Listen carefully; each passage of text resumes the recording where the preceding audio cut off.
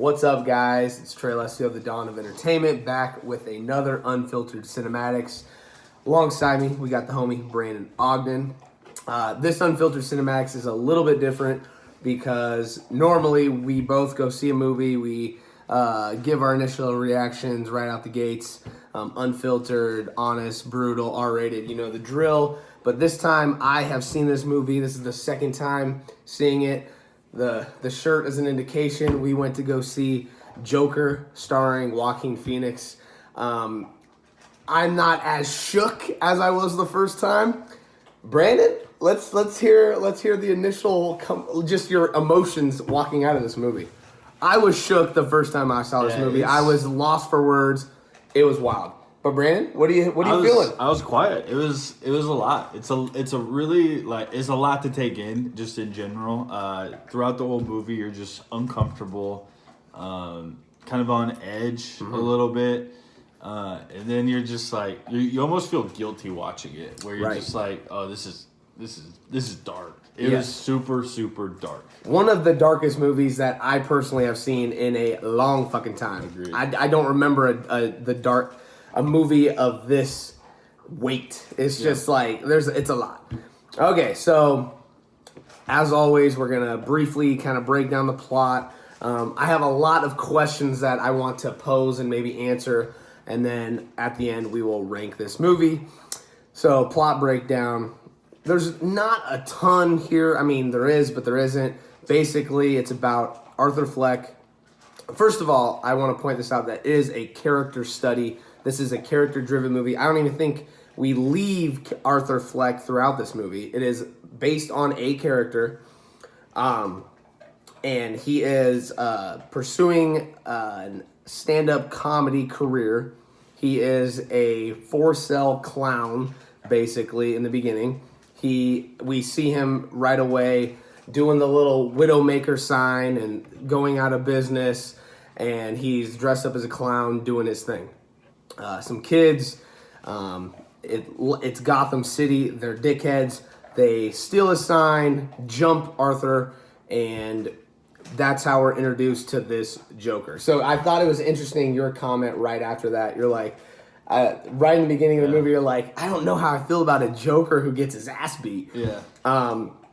So that's the case.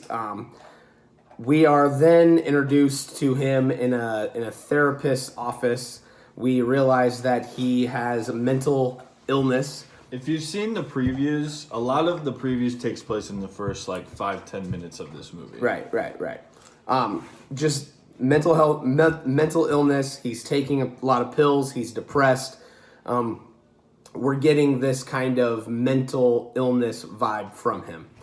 And then where do we go from there? So from there, then we go. I was going to say the gun. Well, first we meet his mom. His mom is sick. She's pretty much on kind of bed rest. She stays in the home. He takes care of her, which gives you an indication of kind of the state she's in. Do we want to talk about Thomas Wayne at this point? No, not yet. Okay, not yet. So, so we meet her. Flash forward. He's going back to work.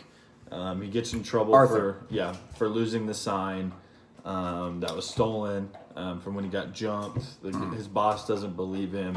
One of his fellow coworkers, clowns, gives him a handgun. So this needs to be brought up. I think we can get into it further, but I definitely want to point it out now that this, to me, is a bigger conversation of mental illness and guns specifically, and the fact it's kind of that bigger conversation as is it too easy for people with mental illnesses to get guns. I think that's the larger picture here. It's a small thing in this movie, but when you peel back the layers, that's one big moment and theme. So back to the plot line though. He gets the gun. Then we see him at a hospital, a kid's hospital. He's dressed as a clown, doing his thing, making them laugh, all this. And then we see him drop the gun in the kid's hospital. Everyone freaks out. And then from there, he get fired? He gets fired. Gets on the bus or the train to go home. Yep. These three Wall Street guys, that's what it feels like. Yeah, are drunk. They're hitting on a girl. Do they work for Thomas Wayne? Yeah, they work for the Wayne Court, basically. Yeah. Whatever that is. They are harassing a woman. She finally gets up and leaves.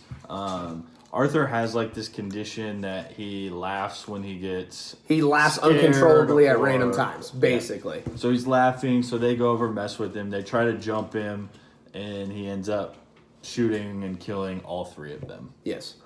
Now, let's save the breakdown of it. Let's actually talk about the plot, and then we'll talk about the bigger implications in the theme.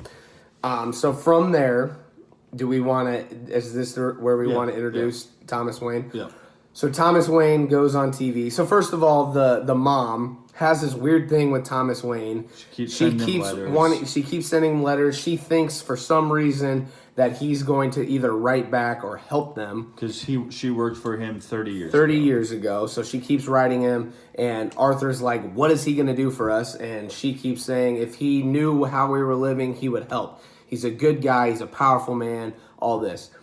But Thomas Wayne goes on TV, and he basically says that these three murders, it's unspeakable, and basically calls, in so many words, the poor people of Gotham clowns. At that point, another layer to the whole puzzle unravels, and that is more of a rich versus poor thing that I want to get into later, but just bringing it up now. So there's that point. Arthur is obviously offended. At that point, do we want to reveal the first big twist? Sure. Okay, so in this whole mess, we see that finally Arthur finds one of the letters that his mom is writing to Thomas Wayne, and it is revealed that Thomas Wayne is Arthur's father. We are led to believe. So he freaks the fuck out. His mom kind of goes a little psycho a little bit. And then he goes to the Wayne house. Yeah, help me out here. Brandon's good at keeping this on track. That's why we need him here. So he meets Bruce. He's standing through the gate. He tries to choke out. We think it's led to believe Alfred. From there, he kind of does this thing for a little bit. He ends up at a theater where Thomas Wayne's at. There's a big clown protest going on outside. He maneuvers his way inside, dresses up as a bus boy or a bellboy. Bellboy. Yeah. Good call. He sees Thomas Wayne going to the bathroom. He follows him. He says, "I'm your son." He said, "No, your mom was delusional. You were adopted. She went to a mental institution." So he kind of freaks out. Thomas Wayne punches him in the face and walks out. From there, he goes to Gotham, Arkham Psychiatric Hospital, and tries to get the records of his mom, where the guy does pull the records, does say she was checked in there. She was a narcissist and had multiple personality disorders, something of that sort. Something about delusional. She had a lot of different visional things. Arthur pulls the file, he runs off with it, and he's sifting through the files, and we see the adoption papers. Now, we also find out he was abused really badly by one of her boyfriends when he was young. He was tied to the radiator. He was bruised, malnourished. Yeah. So put a pin on that. I think we missed one kind of big thing in there. It comes to full head in the beginning, or in the end, excuse me. But I think we need to introduce Robert De Niro as Murray Franklin.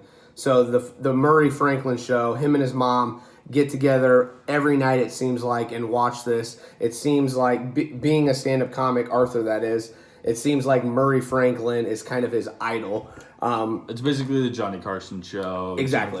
It's a late night show. It's a late night show. We see them watching it all the time. We even see this. We're led to believe that Arthur is there, and Murray brings him up, and we find out it's kind of just a dream sequence, and he just envisions himself basically in that position. I think we kind of forgot in the plot is he actually did a stand-up show where we can talk about Zazie Beetz if we want to later, but he does a stand-up show, laughs uncontrollably, awkward, does his kind of two-joke thing, and somehow Murray Franklin gets a hold of this footage and plays it on his show, basically making fun of him.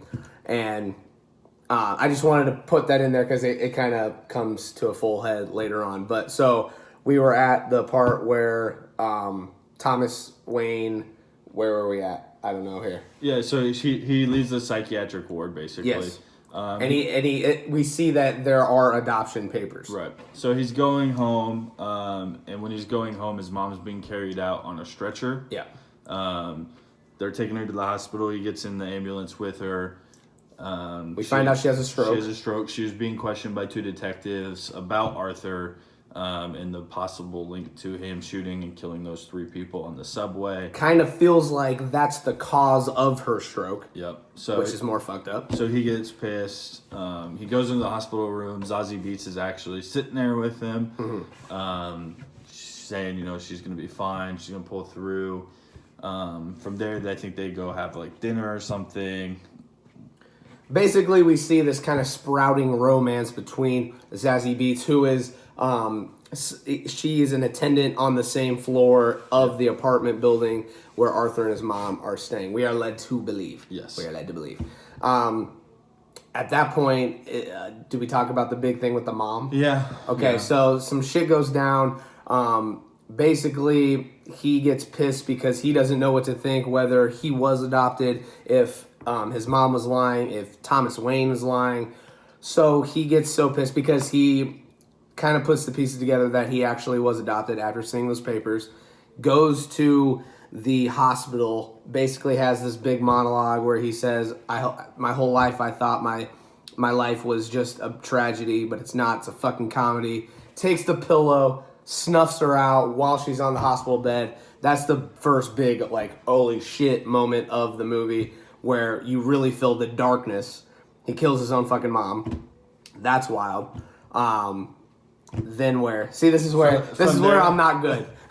From there, I think the next big thing is he goes home. He gets a call that Murray wants him to appear on his show. Right. He jumped in a refrigerator for a few minutes, which was weird. Right. That's some weird shit. So then from there, the guy who gave him the gun and then a midget clown that he used to work with. Damn, use the M-word. We'll bleep that. What, I'm kidding. That's what they use. I know, I'm fucking kidding. They come over to the apartment. They have like a bottle of wine, send their condolences. The guy who gave him the gun wants to know what Arthur's been telling the detectives because he's starting to get questioned about the murders. And Arthur kills the dude to give him a gun with a pair of scissors. Right. Did you see that fucking going? Right in the eye. That I kind of felt like it was coming. But I kind of saw. Here's the thing, though. Why does he do that? I don't know. Well, I think it's because he's the one who kind of started all this because he gave him the gun. So he just and the guy said that if you remember when he got fired, the boss was like, well, no, but the boss told him like, you tried to buy a gun off of so and so. I think that was him. Like I think he lied and said he tried to buy a gun from me and stuff like that. I don't know. I get that, but I just felt like at that point he killed his mom. He's unraveling. And at this point, this is just who he is now. Yeah. So I feel like that's kind of why he killed the guy who gave him the gun. It didn't really feel like that needed to happen, but like I said, I think he was just unraveling so much that it's just kind of who he is now. Yeah. Another fucked up moment. Super bloody, super gory, dark as shit. Yeah. Wild. Yeah. So from there, then we start to... This is the plot, man. I respect this. Because my mind is just going all over the place with questions. So then from there, we go to... I think that's from there we realize... Somewhere around that part, we realized that the stuff with Zazie Beetz was all basically a dream. He had kind of daydreamed it. None of it had happened. There's a scene where it's raining. He goes into her apartment, and he's sitting there, and she's like, who are you? Like, why are you in my apartment? And at that point, we realized because she had been with him, she would know that. Right. So now we realize that and that they didn't kind happen. of show him, like, making it all up basically in his head. Yeah. So he's like, I had a bad day. Yeah. Man, It just was- powerful it shit was for crazy. real. Yeah. Powerful shit. So then from there we get to kind of the ending scene. The Murray show. He's on the Murray show. He's practicing it. Gets away from the cops. Yep, he gets away from the cops. These two cops are chasing him. They get on a subway with a bunch of the other clowns, and the clowns basically end up killing them. Because they revolt. And it felt like it was a big deal because the clowns are revolting from Thomas Wayne saying the poor people are clowns. So because you would think because Arthur, when he did kill those three subway guys, you would think that he's in his whole get up. Why the fuck had the cops not arrested him and found him and figured out it's him? It's because everyone is dressing up as clowns, and it's become this big movement that the poor people versus the rich, the poor people are the clowns, and so they're dressing up as clowns. So it's not like he's the only clown out there. So I feel like that's kind of a big deal. Yep. Yeah. So then we get to the Murray show. He's been practicing. They go and do like prep work with him. They're like, "Are you sure you want to dress as a clown? Like, clowns just killed two cops." Because at that point, it feels like it's a political statement. And he said, "I'm not political. I just want to make the world laugh, blah, blah, blah." So he goes out on the show. He had been practicing. He's dancing. He's having fun. He kisses an old lady. And everything seems to be going according to plan, kind of okay. And then De Niro asks him for a joke. And when he is practicing before, we are kind of led to believe that he's going to kill himself. Yes. Which would make sense because it very much feels like he is suicidal. He's very mentally ill, taking all these pills. Yep. So this feels like it would make sense. So he's practicing his joke. His joke was going to be knock, knock, and then he shoot himself. Like he's practicing doing it. So we're kind of led to believe this. So Murray asked him for a joke. He makes a joke about a drunk driving thing. Lady says that's not funny. Murray says we don't say that type of humor here. He said it's been a really rough few months, especially after I killed these guys. After I killed those three guys. Drops the big bomb on live TV that he is the one who kills the three Thomas Wayne Corp dudes. And everyone is like, holy shit. And De Niro's like, wait, this is a joke or is this real? Where's the punchline? He says, there's no punchline. I did it. And he was laughing about it, and he's like, this isn't funny. This isn't funny. And so De Niro keeps the interview going, trying to like get him to admit like why he did it, like what's going on. Because everyone else wants to cut. They're like, no, get him off. Right. And so De Niro keeps pressing him. He says, it's all the rich people's fault. They're pricks. They're doing this. It's society. That. Society's fault. De Niro's like, you're making excuses. So then he says, I got one more joke. And he does knock, knock. And we think he's going to kill himself. But wait. So what's the exact? I don't know the exact same thing as what he says. But he basically says, "What do you get when you take a mentally ill loner and put together with a society that treats you like trash? You get what you fucking deserve." And he pulls the trigger right at Robert De Niro, Murray. Right in the head. Boom! Right in the fucking head, man. I'm still shooketh for real. I am crazy. shook. He gonna look at the dog. Yo, I did not see this coming. Like I said, we are led to believe that he's going to kill himself, and then he goes and kills Robert De Niro. Yo, when I first walked out of that theater the first time, I am telling you, man, this shit, I was so shook. Like, the darkest movie that I've seen in a fucking long time. It was crazy. Brandon's back. Emmett's back. Yo, you met Emmett, I think, on the last Unfiltered Cinematics. He's back. We got our trio going here. But how did you feel when you first fucking saw that? When I saw De Niro get killed? Yeah. It was jaw-dropping for sure. It was hard to watch, honestly. It is. The whole interview is just super uncomfortable. The whole fucking movie. Well, yeah, no. His performance. But the interview, like, specifically, because he's, like, admitting these things. He's laughing. He's not making a ton of sense. The crowd's reacting. It was really, really well done, actually, I thought. So he kills them. Did you already say all this? Yeah, I mean, Gets arrested. I didn't say this part, but he gets arrested. And he gets arrested, and all kind the clowns are rioting. The clowns are kind of rioting, and he feels he basically becomes the symbol for the underprivileged and the poor and the kind of underdogs, it feels like. So they take out a cop car, they rescue him, he's on top of a car dancing. We see Thomas Wayne get killed. We see little Bruce Wayne. We see the iconic... Mother gets the pearls. The mother gets the pearls. Like, it was just... Honestly, I think it was beautifully done. Right. Let me first say...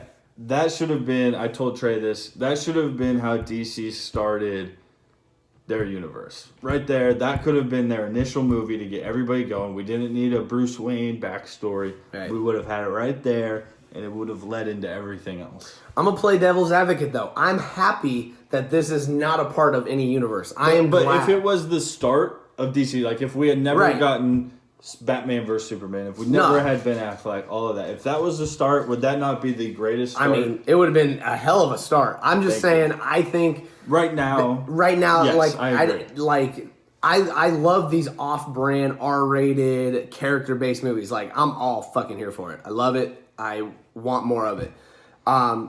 Yeah. So there are a lot of fucking questions. A lot of questions. All right, let's get some questions. So number one, I think one of the biggest ones is, do you believe Penny Fleck or do you believe Thomas Wayne? Like, was he adopted? Was he Thomas Wayne's son or was he adopted? Yeah. Because I could easily see this being a theme of corrupt politics and him easily planting those papers to make Penny look bad. Like, I could easily see her telling the truth. I think it's a mix of both, right? I think it could be Thomas's son. She could still be batshit crazy. She could be doing all that stuff, and that's why he kind of made it look like he was adopted. Right. But still, then he checked her into the crazy house to... sweep it under. Which I also like how they leave it up for our interpretation. Right. Like, it's not a given answer for us. It's left for us to question on shit like this. I'm a big fan of that. Another big question. So, I mean, this is I feel like this one has more of an answer. It is Zazie Beetz. Is she ever in his life? Do you think she was even at the club? No. Okay. I think it was straight up. Specifically, he saw her in the elevator once, and that was... So you don't think he actually stalked her? I could see him maybe stalking her too. No, I think he stalked her. Okay. So he sees her in the elevator the first time where she goes, and then he follows her to work. Stalks her a little bit, but then there's never... We know that there's never any sprouting relationship. Yes. Okay. So there's that.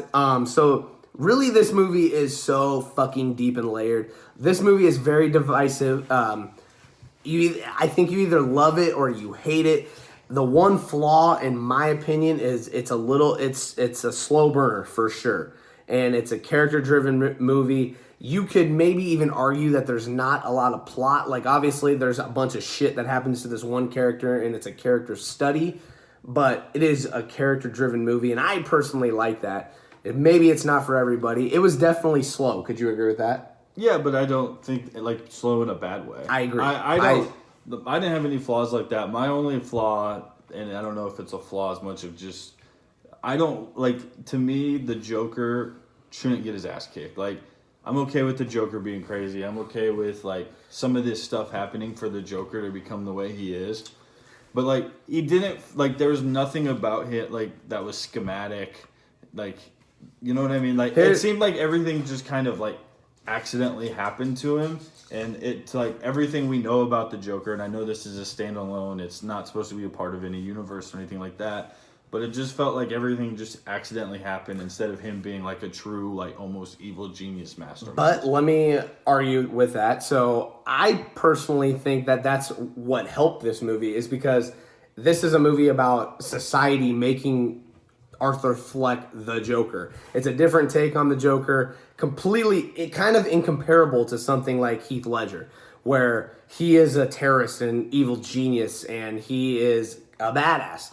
This is more a case study about mental illness, about guns, whether it is too easy for mental illness cases to get guns. I think it's also a case of the government mishandling fundings for mental health I think that's another big theme. I think rich versus poor, the treatment of the poor, that's another big theme. There's a lot of socio-political big time layers that you got to peel back, which I think make it beautiful. But my point is, society could have made the Joker that way, but he still could have been able to mastermind some of this. Like, they just made him seem like just a straight up like psychopath, basically. Like, there was no onions to him. He was just like crazy. Yeah.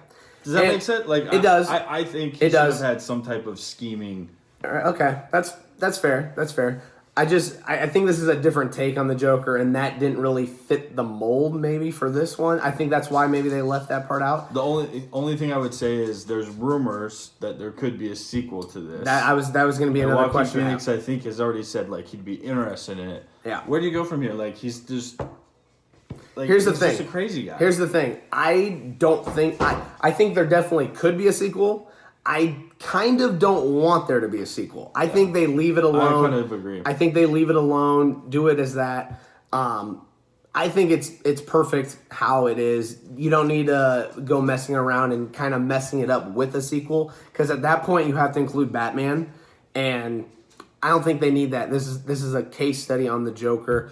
One thing I kind of want to just point out, just kind of as a PSA type thing, I think especially with this movie, a theme that is a big part of this movie is maybe the word crazy and how we treat people who are kind of weird and like underdogs and kind of shunned by society. I think this movie just comes down to be a good fucking person. Like treat others how you would like to be treated. I know it may sound corny, but this feels like a movie that the underdogs can rejoice in. And I mean, I'm saying that with kind of a little bit of hesitation, because this movie is dark as shit, and in no way am I promoting an underdog to get a gun, kill people, think it's okay, become a symbol. Like, no, that's never okay. But I just feel like at the theme of this is just like, you never know what someone's going through, so be fucking nice. Right. Could you agree with that? Could you see where I could pull that from this movie? Absolutely. Be nice to other humans. Be a good human. And then if you're going through stuff, if you have any complications, if you're struggling with anything, reach out, get help, tell a loved one. Exactly. Do what you got to do to get right. Right. One more thing before we rank. I know it's been a long one. It kind of felt like they flipped the script here. So obviously the Joker is kind of our protagonist here. But do you kind of feel, and I feel like from different perspectives, I think this is what makes this movie so deep and so layered. Did it feel like Thomas Wayne was the villain? Yeah, no, he was for sure. Right? Like the Joker's the hero in this movie, and where some people would feel that's fucked up, right? But I think some people root for Heath Ledger in The Dark Knight. I mean, totally. I think the Joker is one of those rare characters where you find yourself truly rooting for the bad guy. I agree, and I feel like that's another thing that makes this movie so deep and layered. And Emmett is here to rank this movie with us. Back to back. Back to back, baby. Well, all right, well, that's a lot of breakdown for you guys. As always, we are going to rank this movie. As always, I go first. So I truly think that I had a score walking out the first time when I saw this movie, and I'm not going to change it. I think it did what it did, and I think this is the score. It didn't fluctuate at all. I'm going to go 8.9. I think 8.9. I think Joaquin Phoenix is a shoo-in for at least a Best Actor nom. I don't know if this will get a Best Picture nom. I personally think it has the chops and the what it needs to make it a Best Picture nom. I think maybe the controversy, the backlash behind this movie will maybe shun some voters into maybe not showing this as much love as it needs. I think it's a Best Picture type of movie. But in my mind, this, even more so, the performance outweighs the movie. And Joaquin Phoenix, I think, definitely at least deserves a nomination for Best Actor. 8.9. And so, leaving it a second time, if you're ranking it after your second time, would it be 8.9? Yeah, Or that's did it what. go up? That's why I said no. Okay, it didn't go up. I had 8.9 walking out of the first time. I told myself 8.9 to 9.3. I think that just the fact that it kind of was slow in the beginning. That's why I kind of dropped it to the 8.9. But still, I think this is a really good movie. And yeah, Okay. I agree. Joaquin Phoenix should be nominated. Probably, if you asked me, I would tend to think that it's Leo's year for the win. But I think Joaquin Phoenix definitely deserves a nom. He's crazy skinny in this. Like right. he went through a even physical the transformation. physical man. Yeah. He's hard to look at Yeah, some points, he man. is. It's wild. He did an outstanding job being a super dark character.